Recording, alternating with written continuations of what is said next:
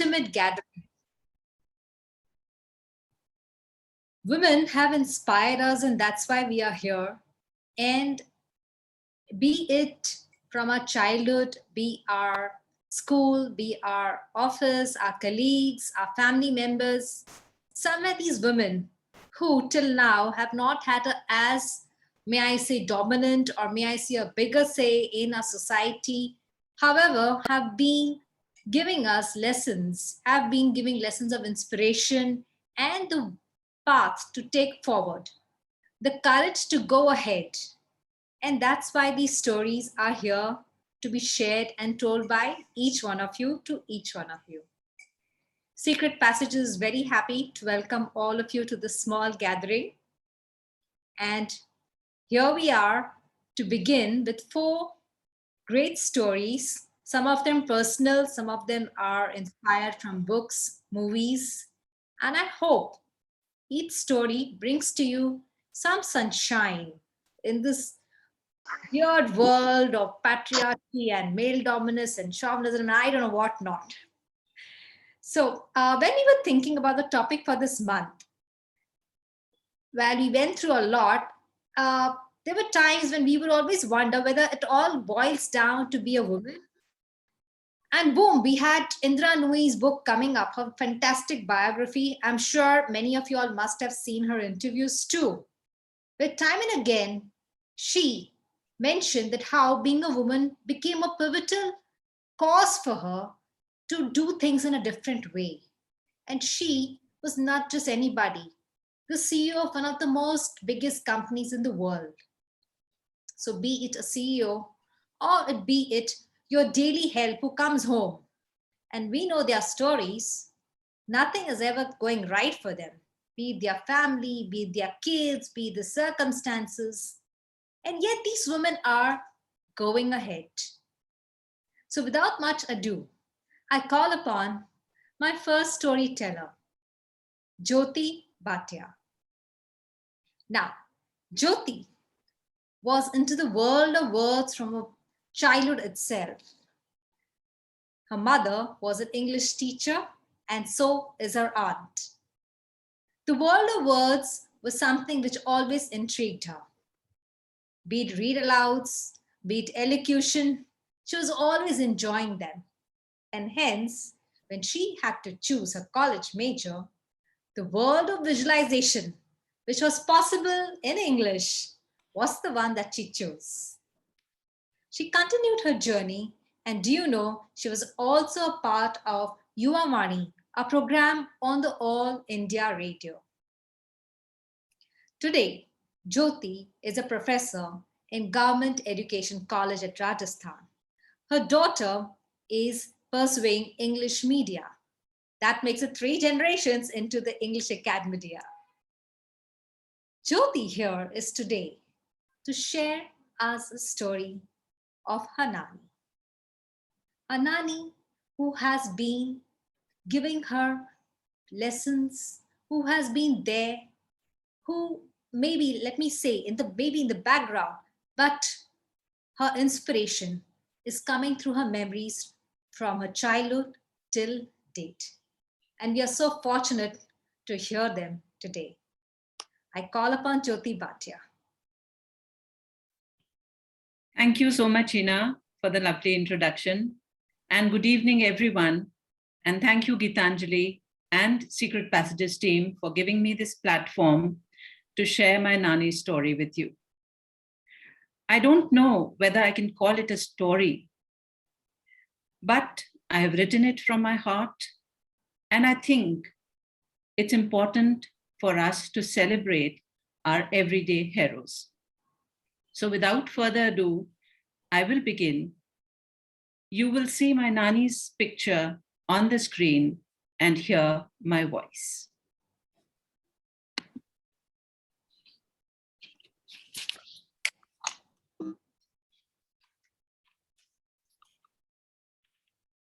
Yadein. Yes, memories. यादें ही तो हैं जो रह जाती हैं. लोग आते हैं, चले जाते हैं. People are born and they die, But we keep them alive when we talk about them.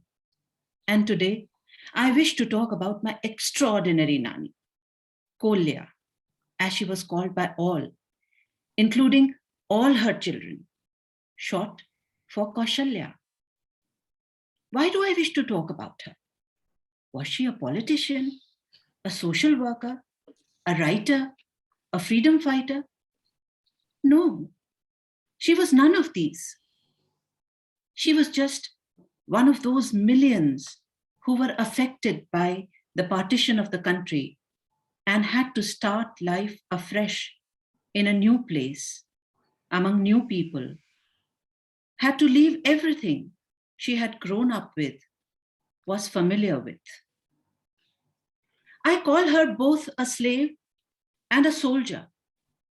A slave because she was a woman and had no control over her own life. And a soldier, for she fought the circumstances bravely. She did not give up, and she nurtured, educated all her children, gave them a vision, wings to fly, to explore life, and emerge as successful, confident people.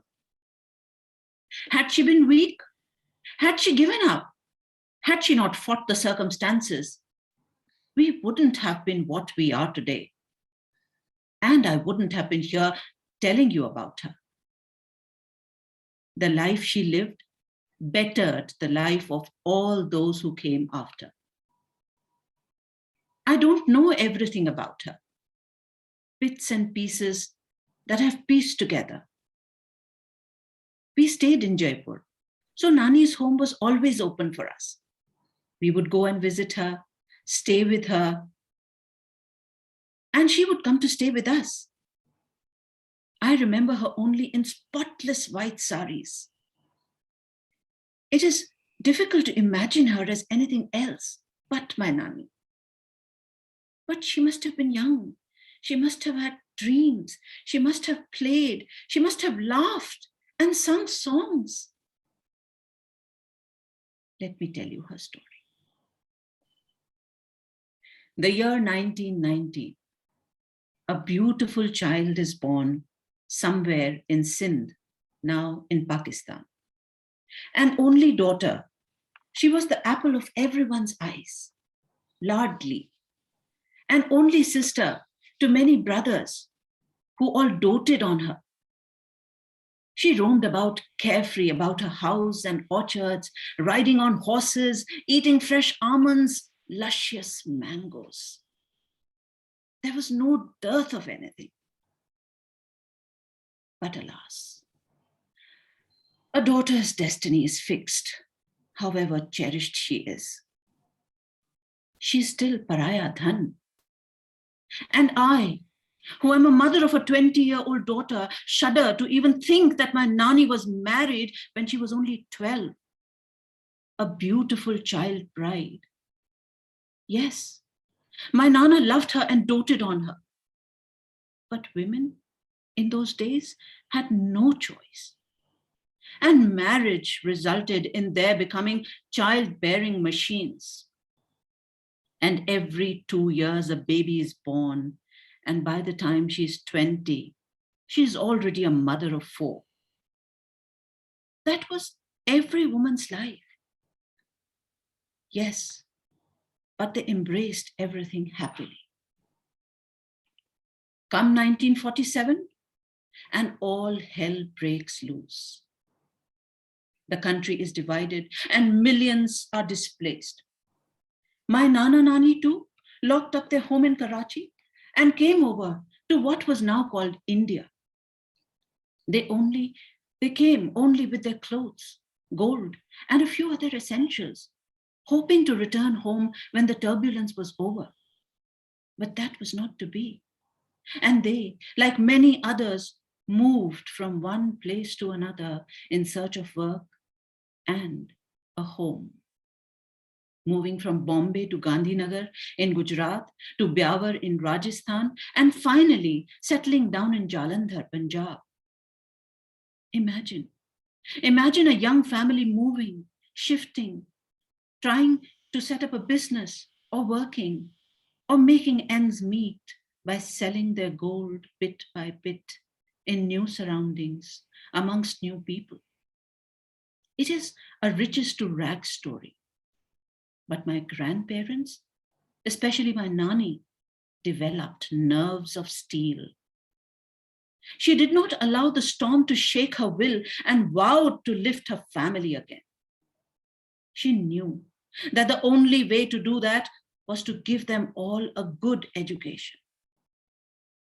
After losing her country, her home, her material possessions, she realized that everything can be taken away from you except your hunar, your skill, and your knowledge.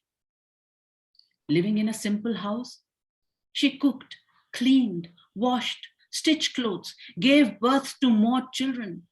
Yes, a total of 10, and sat with them at night, giving them milk or tea or just her watchful presence so that they would study.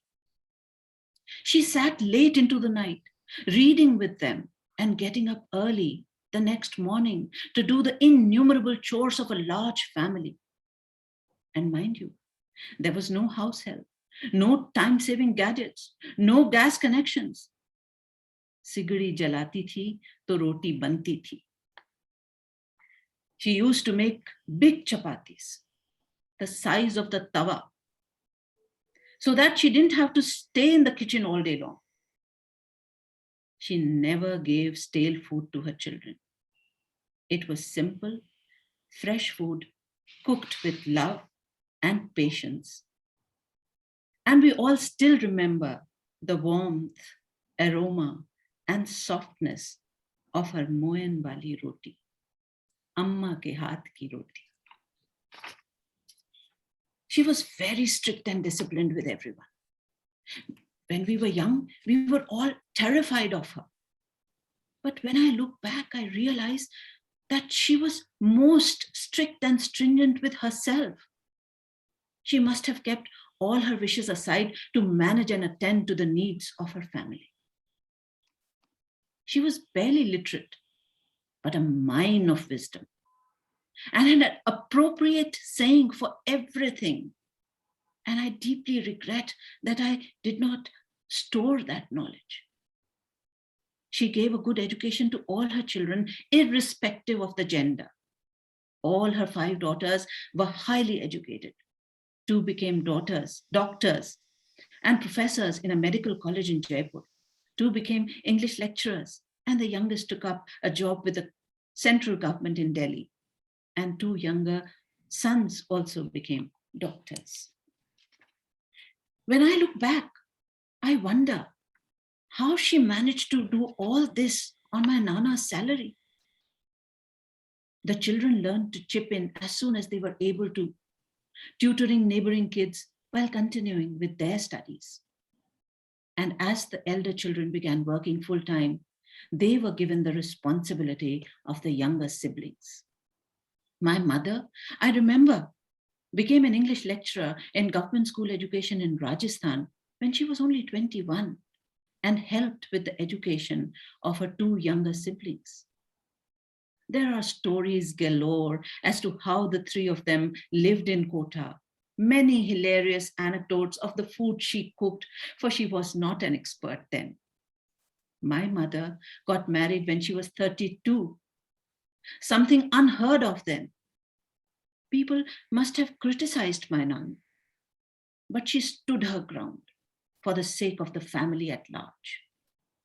My mother too, like my Nani, is my hero, but her story some other time. Today, I'm celebrating my Nani, who was always clad in white and whose vision, determination, discipline, dedication, hard work, and sacrifices helped the Punjabi Khandan on its feet again. Prosperous, well-established, influential. Nani lived her life with great dignity, but sadly, it did not have a fairy tale ending.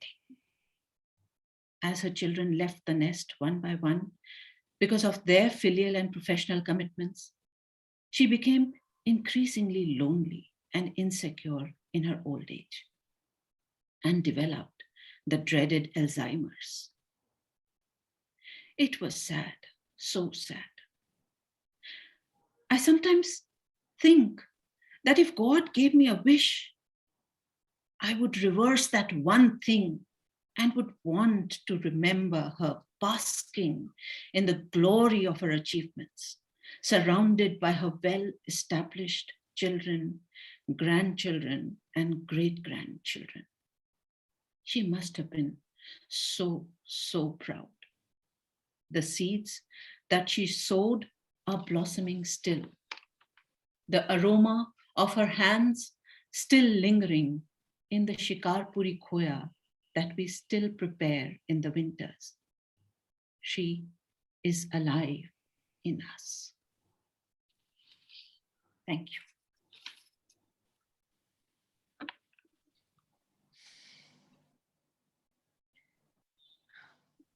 It's a beautiful and very touching story, Jyoti. And it has resonated with me like anything. I can't tell you. I mean, I guess we have similar background here. Like most Sindhis who've come from partition scene, a lot started from scratch. And yes, our culture lived through our ancestors only, who could tell us what was sin, what is sin food, what does sin look like, and yeah, who left us with such memories and beautiful. Yeah. It was a very poetic description, and you spoke so eloquently, soft and gentle at certain places, and with a lot of, not anger, of course, but you spoke with your emotions, and it was so touching. And each one of, I think, have been touched in some way or the other with your narration of your Nani. And Nanis are an inspiration always. And you should write a memoir. I think you should write, a small booklet or a book. All the family members should come together and write about your emotions and your feelings and what all she's done for you all and how you all have been inspired by her. Okay. Anybody else would like to say anything? Jyoti? I could relate so much, as Hina said. We are Sindhis over here. We understand, partition, the pain, the journey, the triumph. And I can so imagine your Nani in white, surrounded by 10 lovely kids. Thank you so much, Jyoti, for sharing her journey. Thank you so much. It means a lot. Yeah, the image of her in white. And, Sindhi ladies are very much identifiable that way. And I saw her, I have never seen her, of course, but I could relate, like, I have seen her, that feeling comes that she is one amongst the community. Also, I'm like, how she handled different situations in her life with such strong will. I think it takes a moment of, that life situation that comes together, that, like, I think all Sindhis went through, and I think women holding hand of each other. There could be some kind of support system that made her also do so many things. Yeah. And she had the foresight that all her children should be educated that time. Yeah. And got to it. And on the that part of the story touched me the most. And bearing children and trying to finish off her kitchen chores by making that big roti so that she can spend more time with children, educate them. So I think this part of the story connected the most. Thank you so much, Jyoti, for sharing your story in this platform. And I'm here with my tea, and I'm relaxed, sitting on the chair and listening to your story. I'm touched. Thank you. Thank you so much, Jyoti. Our next teller is our very own self-confessed bibliophile, our go-to person for all book queries, the one who shares beautiful images now and then from her lovely Mumbai home, surrounded by trees and chirping birds and maybe a squirrel now and then, Poini Mehta. Poini has also taught in a school for over a decade. And in her current avatar, she's also been writing blogs on travel and books. Poini gets peace in singing and also in rescuing any injured bird or animal. She is with us. She's part of the Secret Passages team also and has performed in various venues. She's also a performance storyteller. Today, she's bringing us a unique story, a story whose time has come, and I think is very relevant given that women are always trying to break glass barriers, entering the male bastion.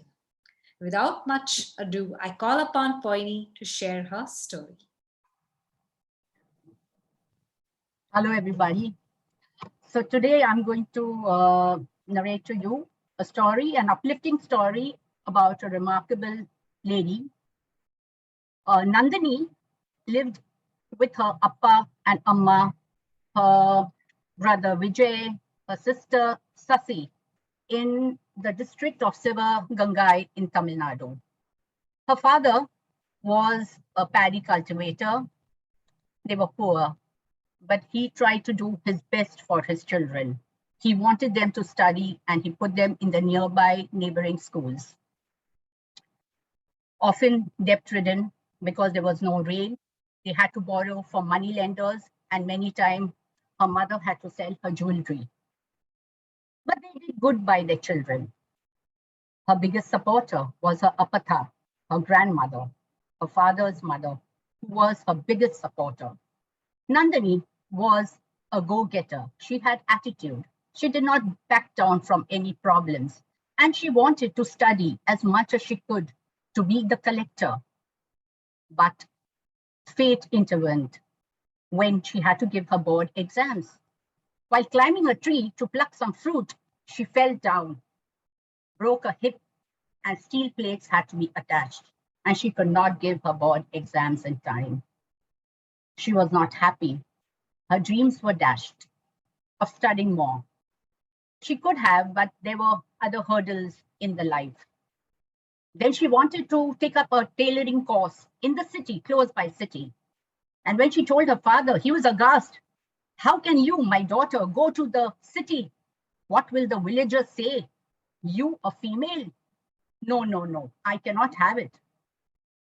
But then she was adamant, I am going to come, what may come. And then her father got an idea. He sent her to his older sister's house to do the tailoring course. And she had a son, Ramesh, a little bit older than Nandini. And soon their meetups and daily talking to each other, love blossomed, and they got married. The family was happy. Now his daughter was safe.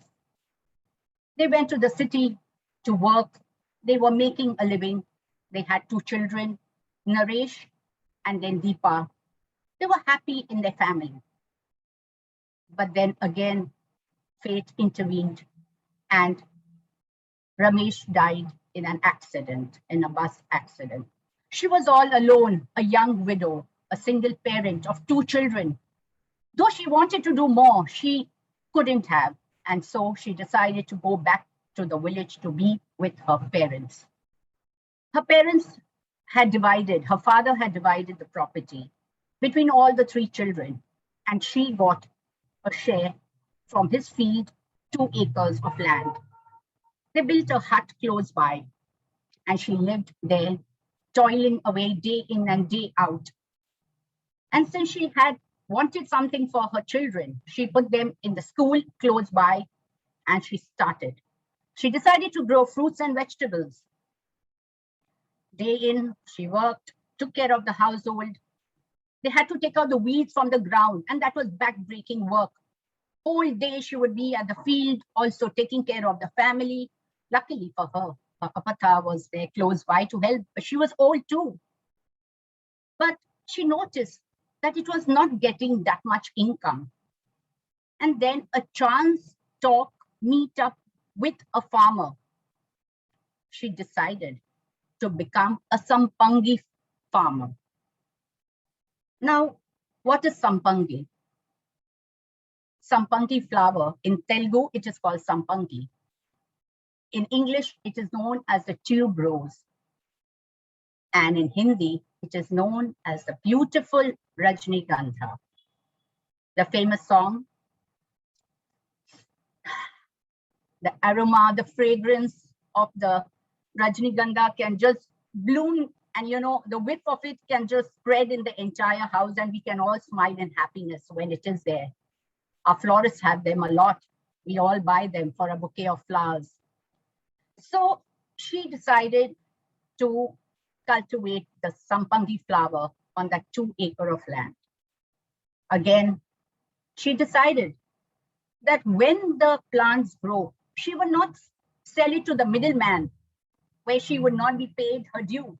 She would go to the market, to the collection point, give it there, and then she would be given her dues. Again, taking out the weeds, back-breaking job. Her parents helped her, her grandmother helped her, and she did it all. Now, the sampangi flower has one thing. You cannot pluck it when it is already fully bloomed. You have to pick it up when they are in the bud stage. When you take it home, it will bloom. And you get more money when you pick it up like this, not when it's fully bloomed. On a good day, she would get per kilo 200 rupees. A marriage, puja, festival time, she would make 200 rupees per kilo of the sampangi flower. On a bad, inauspicious day, she would make just 20 or 30. And another thing of the sampangi flower, you don't have to just cultivate it and harvest it and then pluck it. She had to work the whole day at home, sleep for some time in the night, wake up at 12 o'clock midnight. She would wear a miner's hat on her head because it was darkness all around, so as not to disturb anybody. She would wear a nightie with a shirt over it. Wearing a sari was too fussy, and it would become dirty too. And then she would wear it, take a sack, tie them all around her waist, a water bottle, and she would go to the field close by, and she would start plucking them quickly, as quick as she could. She would pluck all the sampangi flowers and put them in her basket, her sack. And then early morning by 6 o'clock, on her second-hand scooty that her brother had gifted her, she would go to the collection point, where it would be taken all the way to Madurai for selling. It was not easy, toiling away so much. But she was lucky that her family was there, her grandmother was there to help her. Then again, fate intervened, but this time in a very good way. A crew of filmmakers were passing by, and their car had got spoiled, and it had just stopped near her hut. And they asked her for help, and she welcomed them all inside, and they started talking. And it was an all-woman film crew, and they had to go to Sivagangai for some filming. And they got talking. And then Apatha started speaking. My daughter is a farmer, and she's a very good farmer. She earns much more money than her father also. She is a no-nonsense Nandini. They were all aghast. A woman farmer? She laughed. What do you think, a woman farmer? Why can't a lady be a farmer? Does it always have to be men in the vesti and in the lungis and, standing behind a bullock cart and a plow? Why can't we women be farmers too? And they were very excited. They wanted to follow her when she went picking for the sampangi flowers. And they filmed her at work, and then they published it in the newspapers, and she had become famous, a woman farmer. Though she did always say that half the ladies and the men in the village, the families are farmers. There's farmers and sampangi flower farmers. There's nothing so special, but she was lucky because she was a single parent, lucky in that way. She was a single parent, and she was toiling away, and she was feted, and she was called to the city, and she was with medals and awards and certificates. Everybody was in awe of Nandini. Then she was called as a chief guest to her children's school. Her children, Naresh and Deepa, were very excited to have their mother's chief guest. They were bubbling with joy. She dressed up in a beautiful sari. She took her pata along, her parents along. There was a moment of pride on everybody's faces. And they called her on stage. And she told them, I'm sure, she said that this is the first time somebody's really called me. And I'm really excited to be here. I wanted to do a lot, study, but I couldn't. But now I am here, a Sampangi flower, a Rajnigandha, farmer. And she told the children, the teachers, and the parents listening, we don't want to borrow money from money lenders. They ask for high interest. But what are we to do? When we go to offices, when we go to the banks for a loan, for some help, we are shown to sit in a corner. We are not made to sit on the chair. We are the one toiling away. We are the ones getting your food on your table. And the city folks have forgotten all that. They just enjoy the food, they shop here and there, and they eat the food. But y'all do not know what it takes from a seed to become a sapling, to become a plant, fruit, vegetable, anything. So it's time you respected that. It is a hard-working job, no doubt, but I am my own boss. I can make my own decisions. You all may want to become doctors, engineers. Some of you may want to follow the profession of your parents, be a farmer. Do that, but always study. Study more in the field of agriculture, and then you too may rise up in life. So that was the story of No Nonsense Nandini, written by Aparna Karthikeyan. And she's written this book for the Karadi Tales publisher, for the Pari organization, the People Archives of Rural India. So they had come up with, Pari keeps on coming up with a lot of books written by authors about children, ladies, men, even last year's Exodus, many stories, real life stories. This is of course half fictional. It's adapted from a life, and Nandini is not a real name. It's been to give protection to her identity. But you can see the look of, I'm not going to take any nonsense from anybody, that kind. And when I was reviewing this book in February, because I review books, the story touched, of course, because she was a single parent and she was really hardworking and she faced many hurdles and struggles in life. But despite that, she wakes up every night and literally collects 40 kilos of sampangi in her sack and goes and sells it. It's no easy job, And my father, late father, he always loved buying bouquets of flowers or the gajras for my mom. And the sampangi flower, which I never did know is a Rajnigandha till February. He used to always buy the Rajnigandha flowers, and he used to always, buy the gajras for my mother, So somehow this story really touched me a lot more. So because of that, I guess, and the sampangi flowers I used to make essential oils, garlands, and gajras, of course. And so this is it. So when you buy it, I guess when I buy it now, whenever I buy it, I always do remember and try to recollect what goes in making the small seed to reach this level. Thank you. Yes, lovely story. And now whenever we are going to buy, we'll always remember this story too. Beautiful story, Poini. Thank you. And I love the part that your father getting flowers for your mama. It's so sweet. Behind this photograph.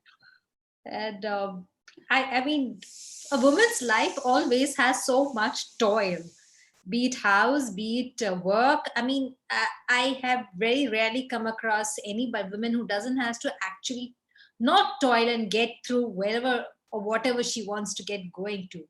first of all, to get the support, first of all, to get the agreement. Like you said, a father was very reluctant. So yes, this is something which is really a bother, and I think maybe a bother for some time. The other part of the story which really touched me was about the place in the bank. She was not offered a seat, and it's so shocking that when you said that, my mind went to the recent episode which happened in April, where the president of the European Commission, Ursula, who's also a woman, and she's visiting the president of Turkey, and she has her her colleague with her, and he's offered a seat, and she's made to stand. It was so annoying. I mean, look how much or how much not the time has changed in these two different spheres of the world. Well, this is what I took from the story. So despite you're educated and you are in such a high, so what are we when you're talking about the farmers? That's what she means to say. Okay, a woman has to struggle either ways, whether you're poor, rich, or middle class, you're educated, uneducated, you have to struggle and always try to show your worth every step of the way. True.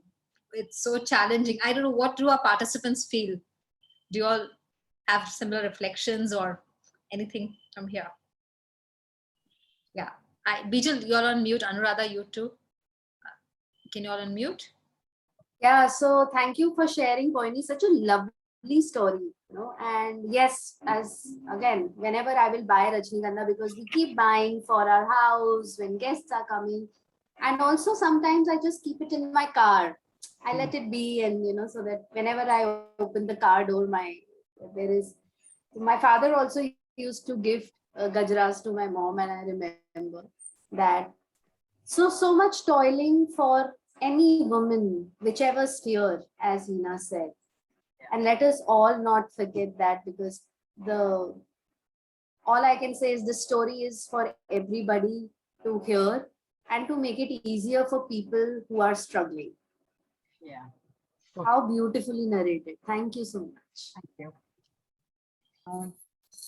Poini, I would like to make a point too. Like you said, Rajnigandha seems to have a special place in everybody's heart. My dad is fond of Rajnigandha. Unlike my mom, she likes roses.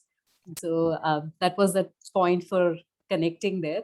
And the second part was, yes, that, I'm not sure about the men and what role they have to play in, women achievers or recognizing what women are doing. But we as women, as human beings, just for that matter, that, I was doing this gratitude course by The Magic by Rhonda Byron, that's when I realized that, when you're talking about food, you actually go back to the farmer and realize the effort that the farmer has put in, and the transport guys and the shops and everybody's, they are the whole scheme of things. And that's when you get food on your table, and that's when you get fed. And I think that is the point of connect for me, that, we need to realize. Now it's even with the beautiful flowers, it will make me think that where is this beauty coming from? Who are the hands who put them, get them dirty in the mud so that we have the beauty, we have the fragrance, yeah. Lucky. So it was a lovely story. And thank you. Thank you. In August this year, we got transferred to a new college. It's a rural college now, and we pass through small towns and villages and the highway, and we see, women with a water bottle in hand, taking the goats out, or the sheep out for grazing, or the cows or the buffaloes. We see the fields. I was not aware of the difference between a jowar field and and a bajra field. So I came to know the difference between the two. And when it rained very heavily, a few days back, it was so tragic to see the way everything got wasted, all the toil, all the hard work that had gone into the fields, that had gone into those plants, the way the farmers had nurtured them. And it made me realize, through your story again, that it's so important for us to value that toil. It is they who are bringing the food on our tables every day. And we need to celebrate and salute those people. So true. We need to respect that and remember that. That's why the story, it really, because Pari keeps on writing, and there are many, many books, of course, of that. But for some reason, this one, like how she said it, is written out there. So just imagining if she were to really talk in front of us, and she was saying, okay, where are the chairs for us farmers? With there's so much emotion in that, really. Okay, वो respect है ही नहीं. ये change तभी होगा जब हम ये गीत गाएंगे. Thank you. So thank you. Salome also wanted to say, I had seen her unmuting. Yes. I was, when you spoke about her standing in the bank, that really was it was very disturbing that, how sad, and it's so not fair. And it actually gave me like goosebumps, and it's so unfair. And just that thought, I just felt that this book is a beautiful book that the youngsters should read, because our youngsters, they think everything is very easy and everything comes smoothly, but they really need to be aware. And in fact, once I did that thing of while eating our food, I normally say, thank you for the food, thank you for the hands that have prepared it. And I think I was reading something and I said, and thank you for the farmers for plowing it. And my daughter was like, Mama, what is this? So I was like, no, we have to be aware. And I'm going to use this book to make, sometimes telling them is like lecturing them. So I think a book will talk to her maybe in a different way. Thank you for this. Yeah. So these books, now just a small these books are mainly for children, of course, for the urban children. Between 10 onwards to 10 to 15 years old approximately, and they can be used not only as a book, it is the concepts are to be used because there are many subjects and themes covered in these books. Okay, there are around 5 of them, so a lot of subjects, and it can be used in group discussions, school libraries, of course, for gifting the whole set to children who love to read or need to read these books on these subjects and themes, and even for book clubs. They're very good, so it's not just like about Nandini. It is so many things about family. It's about growing. It's about a farmer. It's about tragedy in life and coming up in spite of that. So it has many, many themes involved in it, and not only for children. While reviewing all the books, I felt I needed to know. There was so much in it that we take for granted, though we read about it. But when you start reading these books, minutely, then you feel, okay, I'm blessed, rather. I'm the lucky one who got to, read this and have these copies with me. Okay. I think my point, if it would be possible to publish, let us know some of the titles on the group. So we'll put it up on the groups and you all can share it. Yeah. Ina, I'd like to say something. Yes, Munira. Yeah. So, Poini, if you remember that one trip we made with the kids to the farm somewhere on the outskirts of Mumbai, we had taken the children and we had gone to spend a day on a farm. And we got the kids to kind of, do all the things that a person living in a farm would probably do. And one of the things they did was they went into the rice paddy fields and they actually, planted rice in this thing. And that's when they realized that it's such a messy job. It's exhausting because you're standing in mud and water, which is, almost up to your calf, and you're getting your hands dirty right up to the elbow. And, you are, that's the kind of weather that the farmers are actually, working in. And they all came back thinking that, they were much younger then, but they all came back thinking food is what we buy in maybe a grocery store, a supermarket, and you buy your grains from there. And then they just, kind of, it's prepared at home. But when you actually look at the kind of hard work that goes into the whole process, it's yes, like Salome said, it does bring goosebumps to your body. And my father-in-law was traveling last week. He was in Uttarakhand when the storm, the cloudburst happened. So on his way back from Nainital to Delhi, he came back and he described the devastation the rain had caused to the farms over there. He said all the farms were flooded. So they took from Uttarakhand, they came on to UP, and then from UP to Haryana and Delhi. So all the farms that he said it was It was unbelievable, the kind of devastation the rains had caused to the farms. So their plight is something I don't think we sitting in the city will ever be able to kind of even imagine, even if we wanted to. Totally. Yeah. Very true. Very rightly said, Munira. It does take these stories to bring out the force, the lot of work, the lot of a whole story behind a story that we come to know. Our next teller is a person who we all look forward to. We've enjoyed her performance as the Devi, and we have been viewing her for quite some time. Anuradha is the co-founder of iExpress Academy.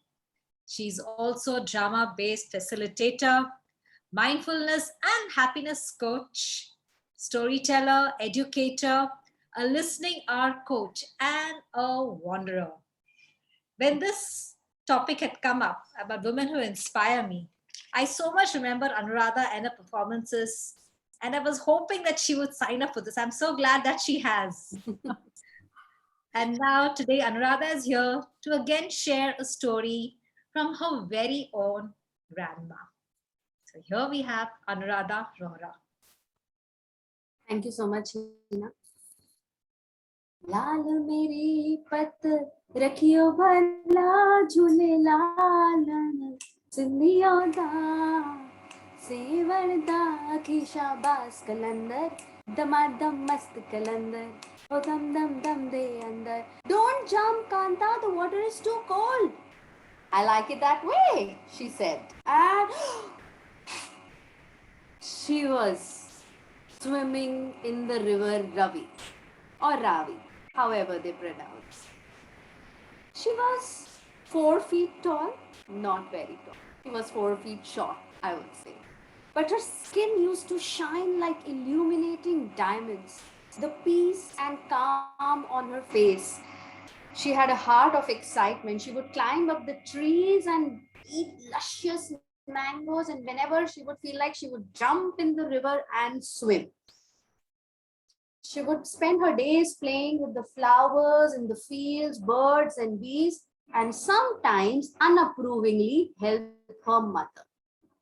She came from a family of jamindars, you see, so she didn't have to do much. And by the time she was 14, she didn't even have any difficulty finding a suitable match. Shankar was 5 years older to her. Tall, dark, handsome, slender man, well-read, well-traveled, but his soul devoted to Lord Krishna, his mind devoted to mathematics, and he was eager to make a new friend. Both of them got married. It was a spectacular marriage. She traveled from Karachi to Lahore with him. And little did she know that he was trained in classical music. And Kumar Gandharva was his best friend. So every evenings would be filled with pakoras, garma garam chai, tabla, tanpura, sitar, and bhajans, and also some neighbors. It was all going beautifully, and they would be singing Lord Krishna bhajans together. They both understood each other very well.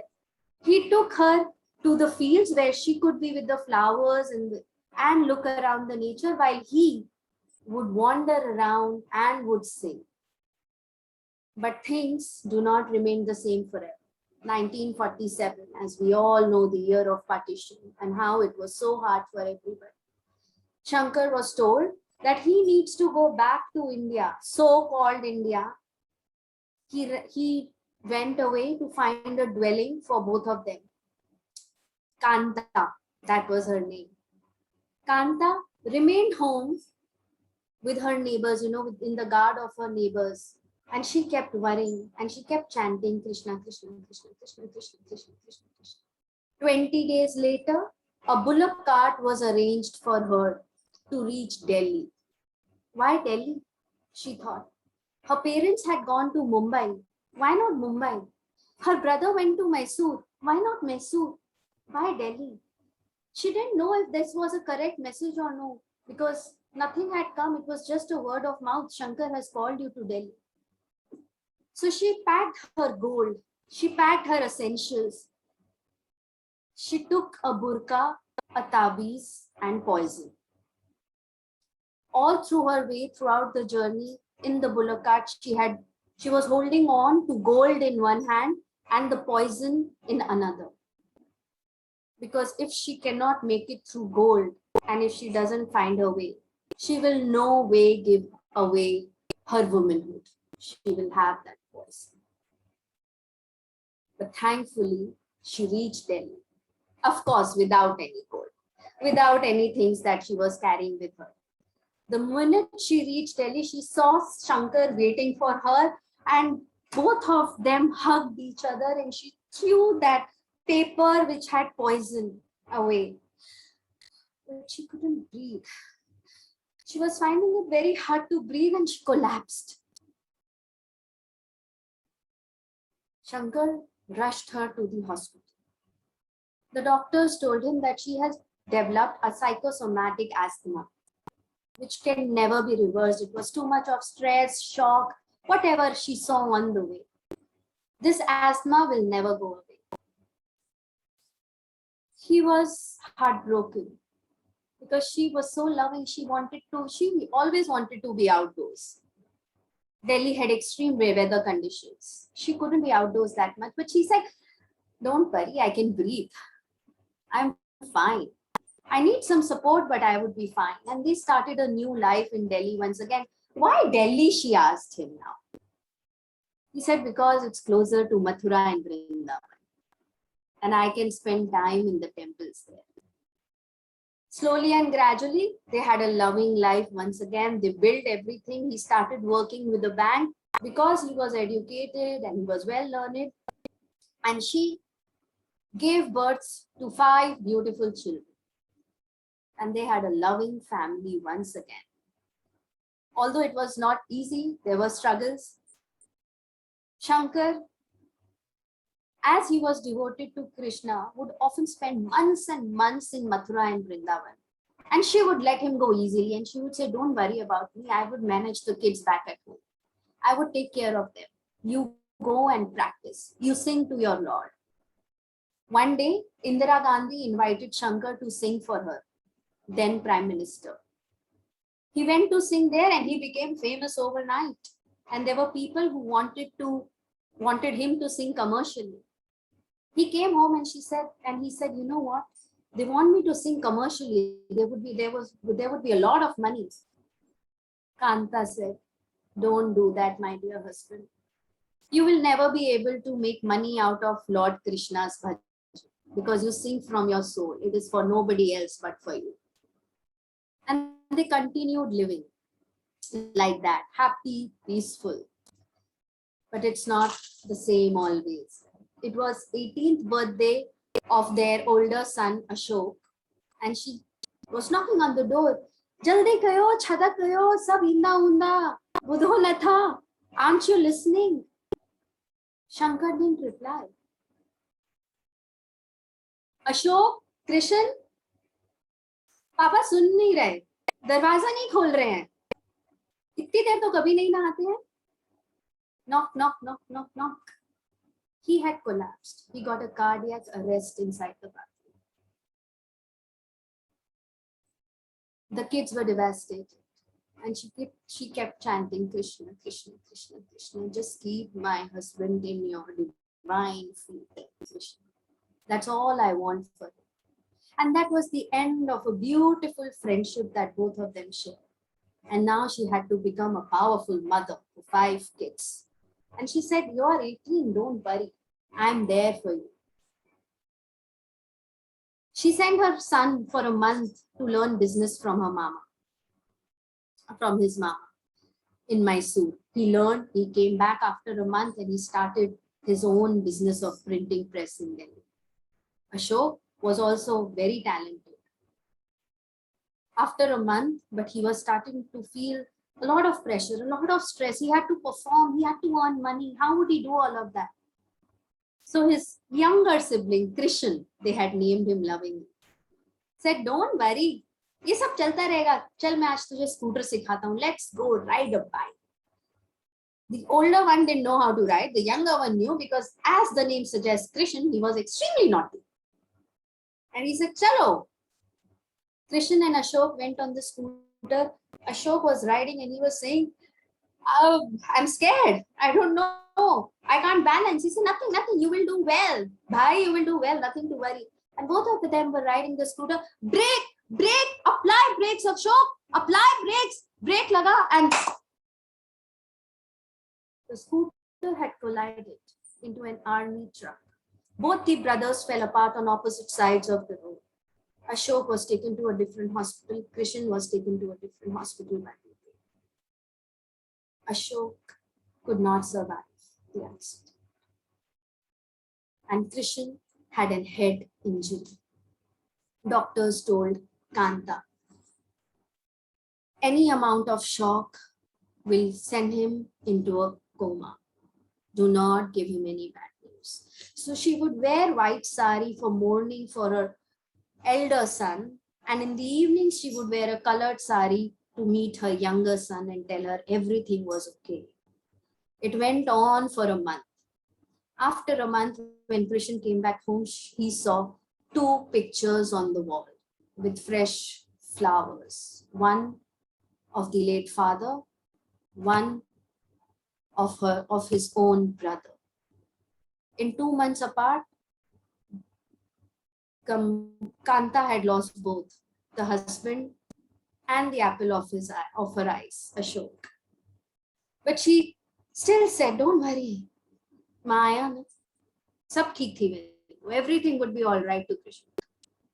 She started having a lot of breathing difficulties, but she would go on giving courage to Krishan, and then Krishan went on with all the courage that her mother could provide, all the courage that the mother could provide to him, and he built an empire. An empire where in 1982 he went all the way to Japan to bring an air conditioner for his mother so that she could breathe better. In 1980, Krishan was married to Mala, and I was born in 1982. My grandmother named me Anuradha because she thought I would sing bhajans like Anuradha Podwal. Nothing of that sort happened. But I became the apple of her eyes. We were inseparable, me and my grandmother. Every night she would tell me Krishna stories, Sudama, Makhan Chor, all of that. We would sit in the veranda for long hours. All my relatives used to tease me that you are like, the story, you and your grandmother are like that demon and the life of the demon in the parrot. You are that parrot, Rakshas and the Tota. So you are that parrot. My brother used to say, they both are like Tijori and Tijori ki chabi. One doesn't open without, my grandmother would not open up without her. But we were like that. And often in the evenings, we would sit together and sing. Ud jayega hans akela, Jagdarshan ka mela, Jagdarshan ka mela. जाने क्या ढूंढ रहा है, जाने क्या ढूंढ रहा है, तुझको करना सब अकेला, उड़ जाएगा हंस अकेला. Thank you. Beautiful, Anuradha. I'm sure your Nani, when she thought of Anuradha, some genetic effect has definitely come. You did sing so beautifully. So when Anuradha had shared this, told us about this story, she said it's about a woman who was so strong, and she became strong because, behind a strong woman is a story that doesn't give her an option.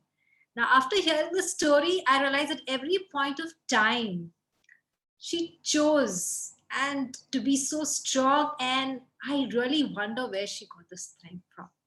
Awesome story.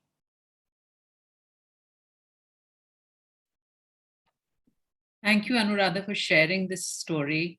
It's so connected to my story, and I could relate to everything that you narrated.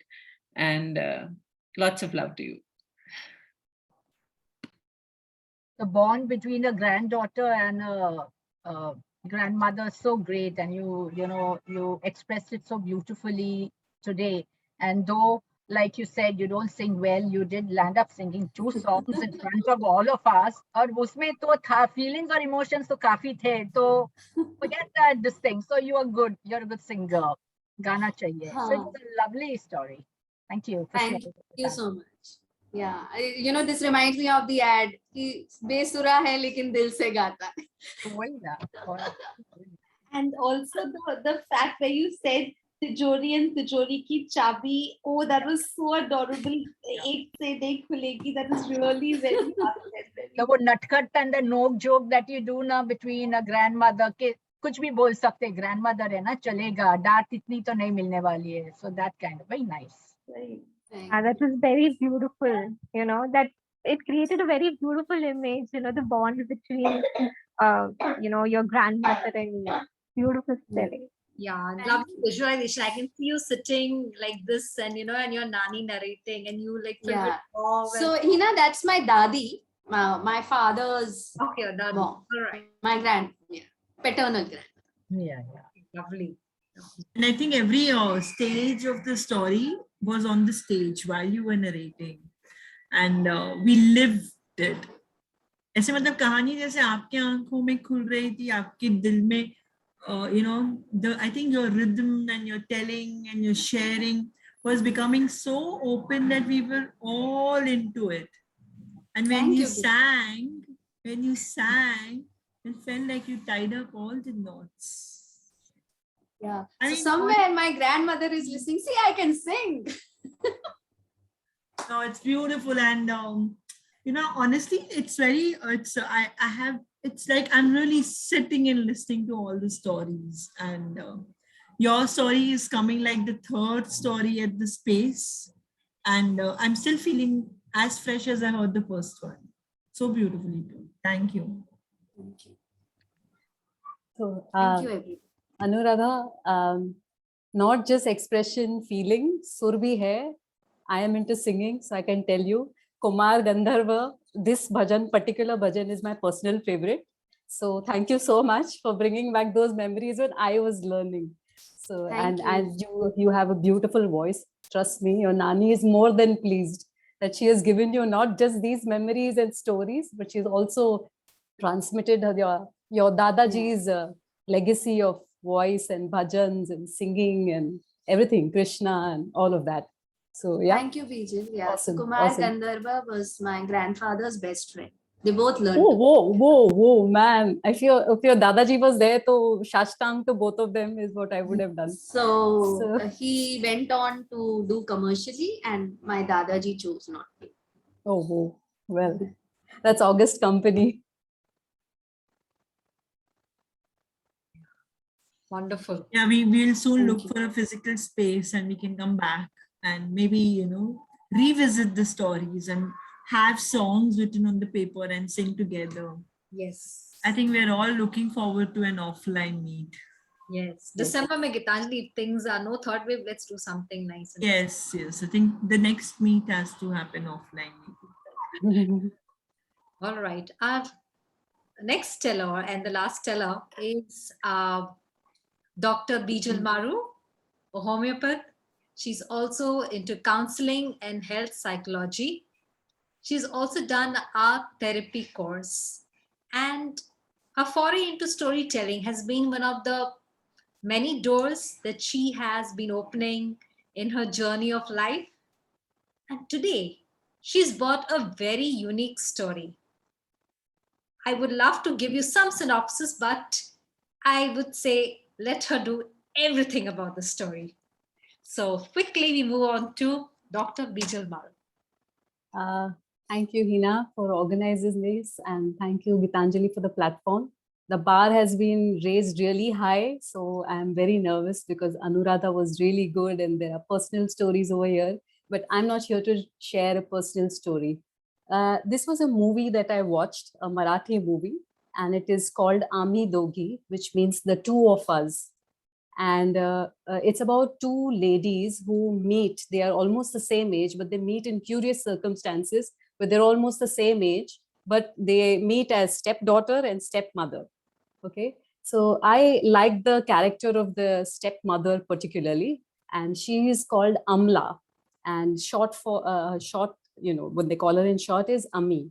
And the stepdaughter is called Savi, short for Savitri. So father just walks in one day, and it's like the stepmother is introduced as, this is my wife. So it is a very dry way of introducing the lady to the family, and obviously there is all hell breaks loose. And later the story unfolds where Savi starts getting to know Ami, and the scenes, I will try to take you to the scenes which made an impact on me. The first scene where both of them start talking, and Savi is like, listen, I'm educated, and I have how would I put it, she's an achiever academically, so she's trying to bring across that point. And she says, I go to an English medium school. And slowly as the scene opens out, it is the speaker the audience gets to know that Ami is uneducated. Not just that she can't, she can't read or write literally, not even in vernacular. So Savi is like, I mean, what do you do with your life? How do you spend your day? And you see that Ami is like, no problem, and I'll manage. The second scene is where they show Savi is still against her father and the way the stepmom has come into her life. So she kind of, every time she gets her friends together, she will introduce the mother as, meet my Savatra Ai, like she's my stepmom, and she brings home the point she drives home the point every time. But you see that Ami is quite calm about the whole thing, and she is like, how would I put it? She accepts all these labels. The first label is that I am illiterate. The second label is that I have married a man who's twice or thrice my age, and I already came to a house having a daughter from this person. So she accepts all of this. She doesn't react, and she is okay with her the reality of her life, or what she is or what she's not. She's very comfortable with all this. There is yet another scene where they show Ami as being very frail in terms of her health.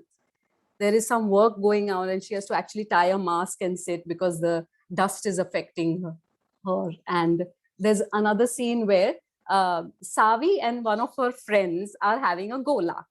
And since they are almost the same age, they spot Ami from, looking at them, probably wanting to have a gola herself. So Savi is like, there's a small bond building now. So she calls out, she's saying, come down, have a gola with us.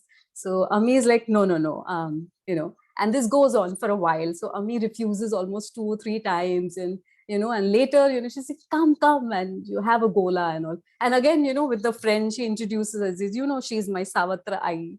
Ami doesn't react, but she gives in to the temptation and she has the gola. So this is that little bond building. But what happens after she has had the gola is, again, all hell breaks loose. That she falls ill, she's down with a terribly high fever, and she has a bad cold. The doctor is called in, and the father is all concerned, and Savi is thinking like, she's not going to die. It's just a cold, it's just temperature. And she ends up telling Ami that, you're really delicate. We need to get you stronger than this.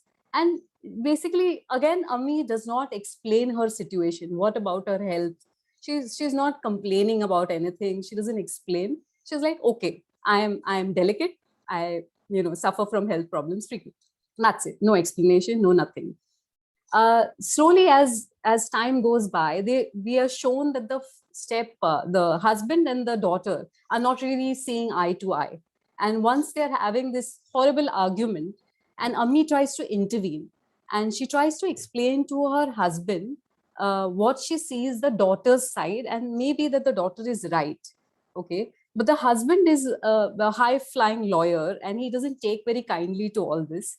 And he makes it amply clear that you cannot intervene between the daughter and me. You have to stay out of this. So Ami kind of realizes that okay, though I'm married to this man, he is not going to give me, you know, all the rights of being his wife. And he's not even going to accept the fact that I am actually trying to be a nice mother to my stepdaughter.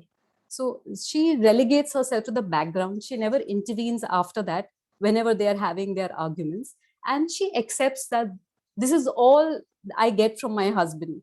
This is all the role that he will allow me, and I need to back off, and this is it.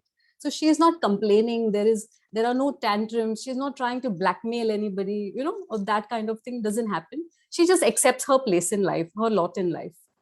There's another scene where she actually talks to Savi, and she's coaxing her into considering marriage. So Savi, being Savi, is very, very sarcastic and says, yeah, like your marriage really should inspire me to get married, right? So Ami takes exception to this. And for the first time, we see a woman who's an illiterate village person, and, you know, someone who doesn't know English, stand up to a confident, educated girl who is having a lot of education accolades to her credit, and say, listen, you have no business commenting on how my husband treats me or what my marital relationship is all about. That's not a right that I give you. And Savi is more than shocked, and she's like, yeah, but then you shouldn't also come and intervene in my life or try to tell me how to live my life, you know. So Ami realizes what has happened, and she actually, in a split second, says, yeah, it's my mistake. I should not have done that. So this lady kind of upgrades her software almost immediately. And she realizes that, again, this is the only right that I have to her life. This is it. This is my boundary, and I should not overstep my limits. That's how the story progresses. But we see an emotional bond through the movie that happens. We see Ami as a very simple lady who enjoys the simple joys of life. Like, she has a bird feeder, and she'll feed the birds. She's moving around the pots and the plants. You know, that's how she spends a day. In fact, there's some place where she's almost comic, and she's imitating her husband, the way he, you know, dries his mouth and all. She's having her little bit of fun here and there, and she's okay with her life. You never see her complaining. You never see her, you know, okay, what has happened, and, you know, this is my lot in life. That is not even there on her face. It's none of her expressions. She does not need to be vociferous about her opinions like her stepdaughter is, you know, try to stand up to her and tell her, no, you're not right, or none of that is seen, you know, and throughout the movie. Then cut to the last scene, and we realize what the story was actually. So Ami is a person who is dying of an illness. It is chronic leukemia that she was suffering. And Savi gets to know this from the doctor. And later she confronts her, says, you knew it, that you had leukemia, even before you married my father. She's saying, yes, I knew it. She's saying, why didn't you tell me? She's saying, because you never asked. You know, it was as simple as that. So you never asked. So, I mean, I'm not the kind who's going to come and tell you my story. And she actually tells Savi now, you know, that you sat in judgment of your father, and he was a very nice man. Actually, the story is that Ami and Ami's father and Savi's father are best friends. And the unfortunate circumstances that happen is that Ami's father loses all his property because he's swindled out of it. And high-flying lawyer that the friend is, he tries to help him out. But unfortunately, the father also dies. Now, Ami is left with no wealth, no family, and also being a sick person, she's not going to get married at her age, though she's a young, pretty lady in a village as well. So he kind of takes her under his wing, and because there's no other better way to get her home, he marries her. So she's trying to explain to Savi that he didn't get a wife for himself. He sheltered a sick girl who needed his help. So your father was a very kind man, but you never kind of asked, you never tried to even see the other side. And later she says, you know, you've been trying to prove a point to everybody. Like, I can live without my mother. I can earn without my father. You know, I can live without the love of my life. They've shown Savi to have a live-in boyfriend. And she says she loses that love of her life because she doesn't want to get married to this person. She's saying, what are you trying to prove? Are you going to get some kind of medal? You know, are they going to like pat your back and say, wow, like you're proving a point? Saying you have nothing to prove to anyone. You just have to be yourself. In fact, you just have to be. So yeah, that's the story. And Ami was a very unlikely person that, touched my heart. And because I think we in Mumbai city are a lot like, savvy. So imagine a village person actually teaching you so much wisdom about life. So I kind of, thank you. Wow, this was amazing. I mean, just a woman getting to be what she wants to be. I mean, fantastic. And the way you narrated, I felt I did see the movie. I felt, of course, I think the movie's got fantastic characters. The way you've described it, I mean, each character has a beautiful arc over here. Lovely, Bijal. Fantastic. Thank you so much.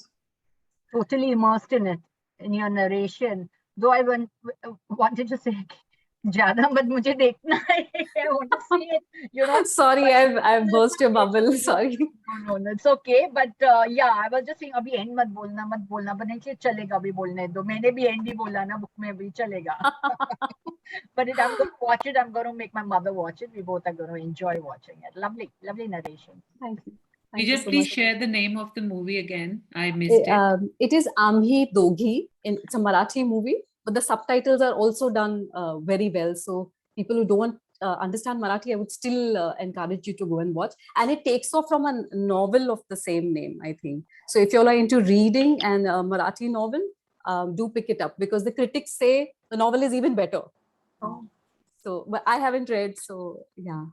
Novels usually are better than films. Yeah, yes, absolutely. The books Yes. are Thank you always so much much for better. sharing it. Absolutely. It was absolutely wonderful to hear you. And it's important to celebrate these unsung heroes. Thank you. We have Kalpa Hegde, and she has been writing on the chat. She has been enjoying every story, and she finds the story incredible, inspiring, and very impactful. She's actually written for each one of you. Kalpa, show your face too. Yeah. We want to see you.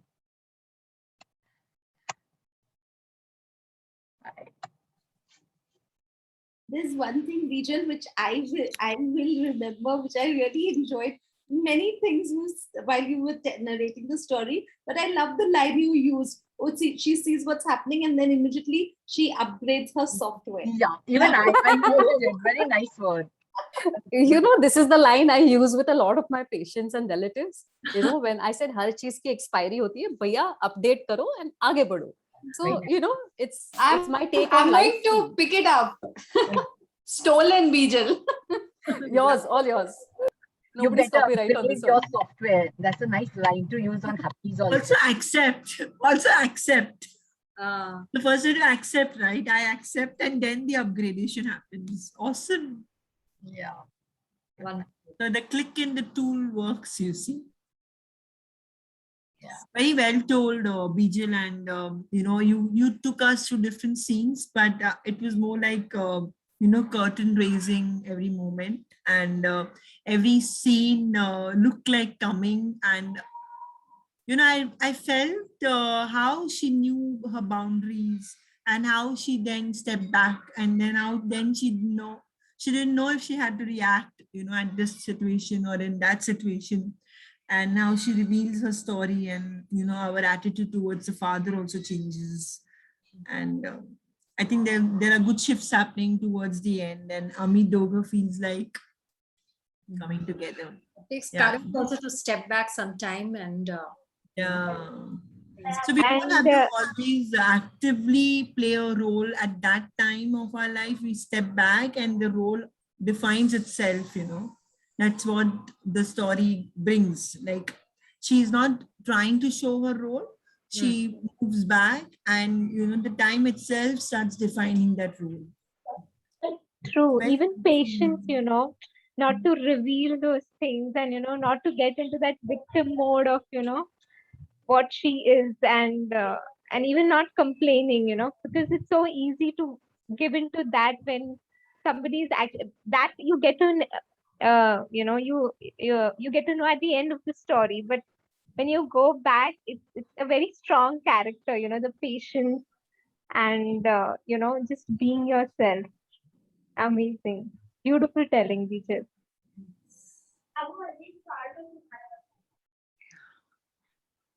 So much, Hina and Poini and all the tellers who came today to this space and made this place so special. Many times I have felt that, the small circle becomes more intimate and more closer. We're really listening to each other. And True. I think we also were able to have patience. We were listening to, listening with breath by breath, and didn't feel that we were rushing. We were sitting, we were listening. I didn't feel edgy at all. So thank you, very beautifully told. And more than that, I felt that we were like sitting and you were just telling, and it is very natural and effortless. Thank you. Can I just say a small prayer? I was thinking if we can sing Anuradha's song once. It Let's is very sing beautiful Anuradha's song. song. Yeah.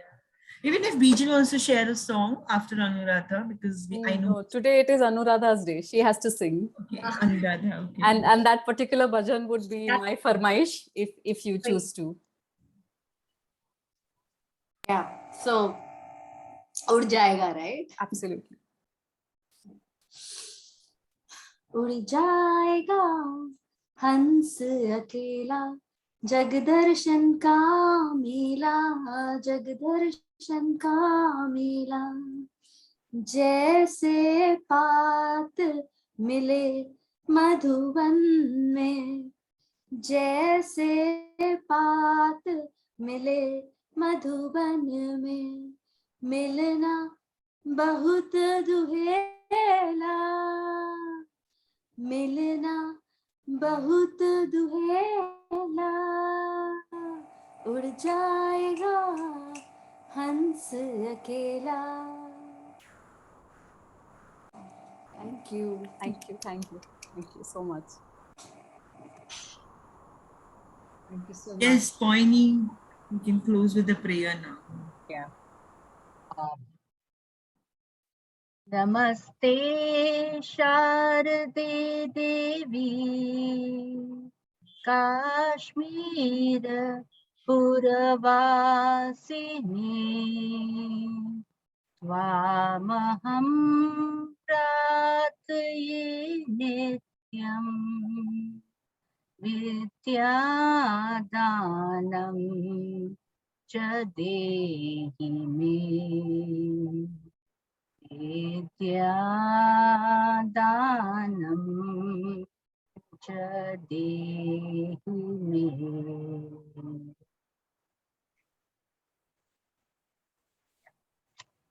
Thanks to Jyoti for sharing your grandmother's story. I'm going to have that sleep tonight, holding this story. Thank you to Poini for bringing that Nandini no nonsense, that story tonight.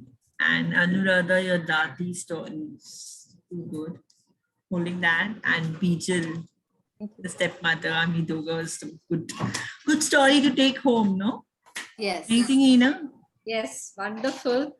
I wish I could also tell a story. Unfortunately, didn't have time, but I was really hoping. Sorry, didn't work out. But I'm so happy this space has given such beautiful stories. I know the Nani and Dadi stories have that soft feel, and you really want to go. लगा मेरी नानी की कहानी भी बताओ. My mom has come to stay with me for 6 months or so. My mother-in-law expired last year.